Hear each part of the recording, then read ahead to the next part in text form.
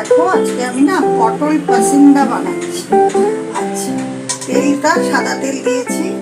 এইবারে তোমার পটলগুলোকে ভেজে নিয়েছি। হ্যাঁ, আমার তো 60 সেকেন্ডে ওই জন্য ভেজে নিয়েছি।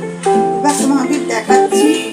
এইটা হচ্ছে টমেটো দিয়ে কাঁচা লঙ্কা দিয়ে পেস্ট করেছি, আর এটা হচ্ছে তোমার কাশ্মীরি লঙ্কা, এটা ধনের গুঁড়ো, আর এটা হচ্ছে আলুর দম মশলা।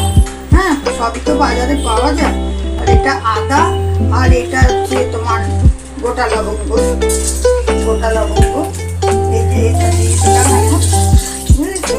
আর পটলগুলো আগে ভেজে নিয়ে তোমাদের দেখাচ্ছি। পটল তো ভাজতে অনেক দেরি হয়।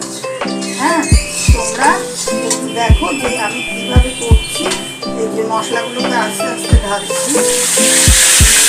এই প্রথমে পটলের টমেটোর এটা ফেলে নিলাম, তারপরে